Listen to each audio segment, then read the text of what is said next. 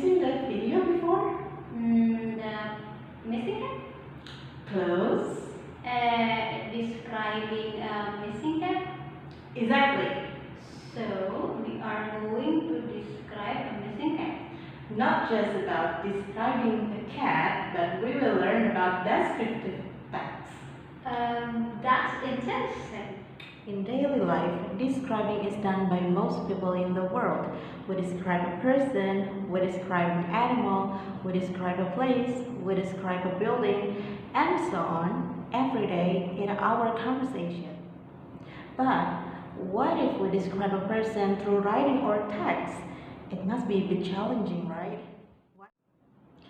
Because in writing, we must know how to organize sentence per sentence and also the language features we must use. Okay, chill, don't worry. We will tell you how to make a good descriptive text. If you want to make a good descriptive text, you have to know two main things that are the structure and the language features. A descriptive text consists of two parts. The first is identification part and the second is description part. Before I tell you further about each part, let's take a look at the example.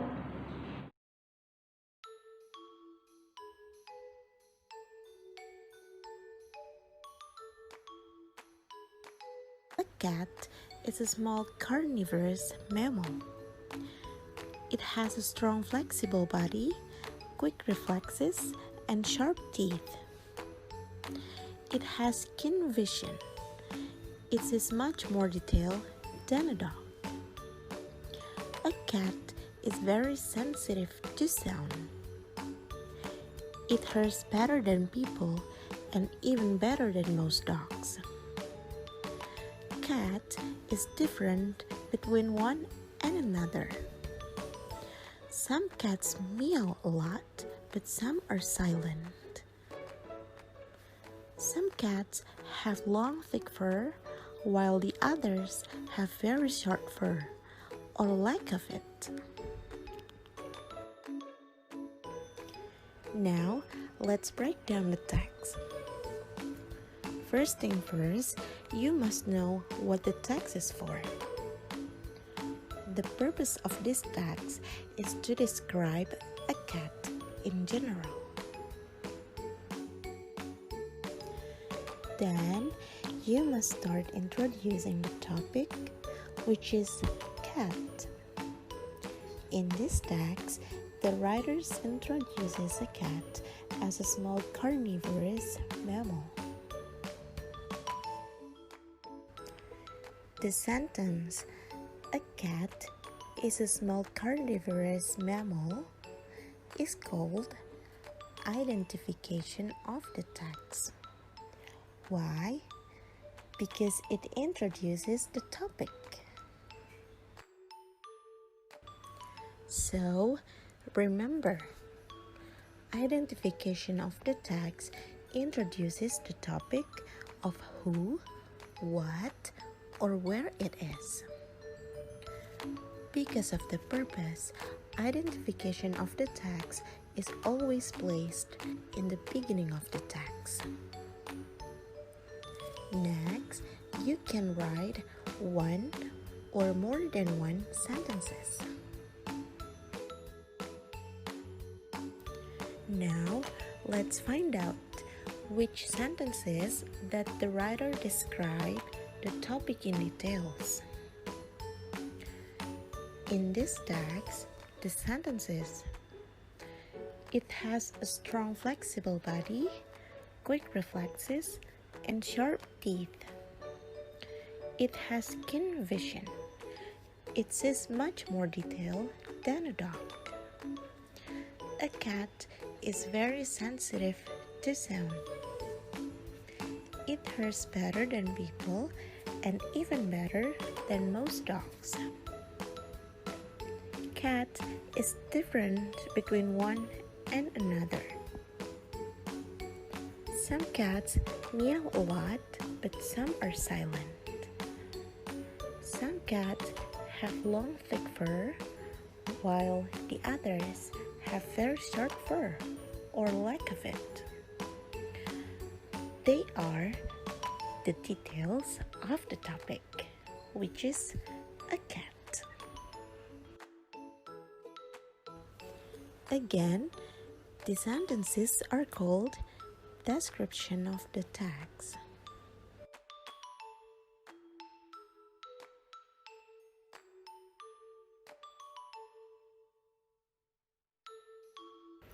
So, don't forget, a description of the text must consist of detailed sentences that tell what the topic looks like or maybe and what it is like.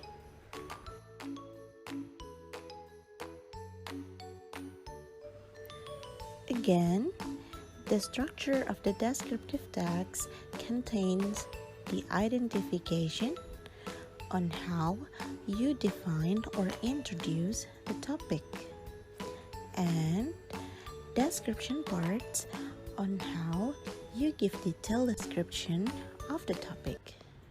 So, get something after you watch the previous one? Now we are going to talk about language features of descriptive text. Descriptive texts mostly use simple present, but sometimes they can also use present continuous. In descriptive text, some sentences use is, am, are, or we usually call them to be as the verbs. Descriptive texts also use adjectives. The next thing that we have to consider when we want to write a descriptive text is the tenses that we have to use. We can use simple present or present continuous. In this text, because it tells about general facts of a cat, so the writer uses simple present.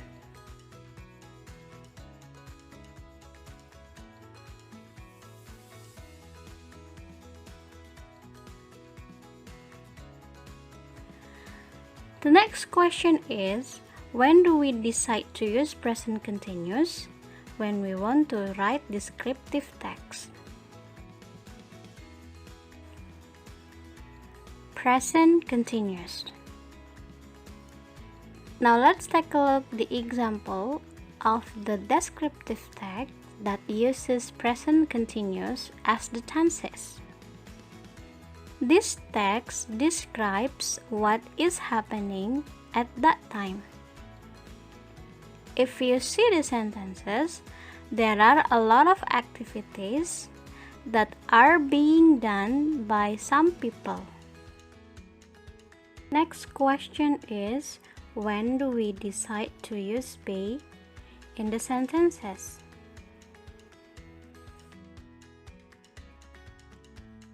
When we want to write a descriptive text, we often use be as the verbs in the sentences. But don't get wrong, not every sentence has to use to be. To be, is, am, are just used when we do not have any verbs. These sentences use be as the verbs. Why? Because in these sentences, there are no activities. The last one is adjectives. Why do we use adjectives when we want to write a descriptive text?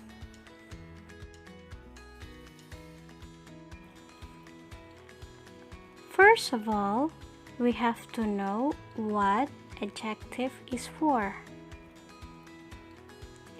Adjectives are words that describe persons, things, animals, or places.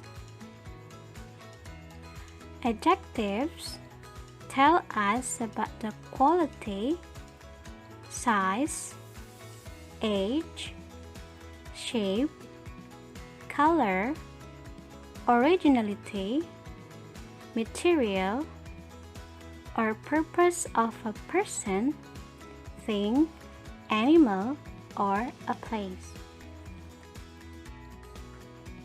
Now back to the previous question, why do we use adjectives in descriptive text? We use adjectives because the descriptive text describes something or someone. So, we use adjectives to help us describe the topic.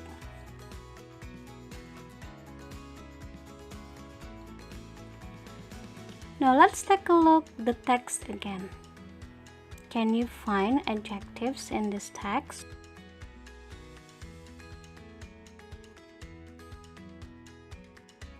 Small, carnivorous, strong, flexible, quick, sharp, keen, sensitive, different, some, silent, thick, and short are the adjectives that the writer uses in this text.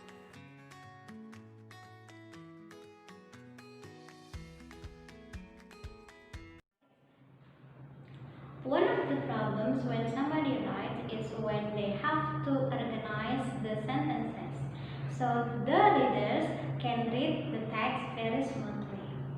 Disordered sentences, ungrammatical sentences, repetitive sentences are the most common mistake or the most common problems every writer has occurred.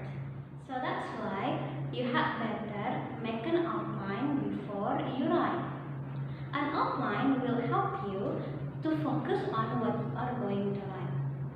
First thing first, you need to think about the topic, of course. Let's say if you have a topic, a cat, so you must focus on what you are going to talk. To tell about the identification part, you have to think how to define a cat. Okay, a cat is a mammal, a cat is a carnivorous, a cat is one of the pets that most people have, and so on and so forth. And after that, you can go on telling about their structure of the body.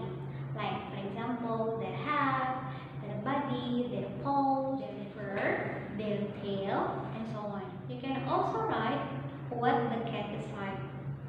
Lazy, playful, fluffy. Then, so after you are making the outline, you have to order the sentences that you compile. Don't ever write something that you have already mentioned before. For example, if you have already mentioned the part of the body of the cat, and then you go on telling the characteristic of the cat, then again you have mentioned the body, so the sentence will be not read smoothly. The readers will not like your writing. That's why you have to order and organize your sentences very carefully. This is the function of the outline. Well, I think we have already shared a lot of things right now. I guess so. I really hope that every single thing we have shared is useful for you. If you really like our video, don't forget to like it and don't forget to subscribe. If you don't, just like it and just subscribe. Okay? And again, I'm Siwi from the Faculty of Teachers Training Program English Education Department of University Muhammadiyah Professor Dr. Hamka, and my friend. And I'm Miss Aya from SMPN 36 Bekasi. Wish you always healthy and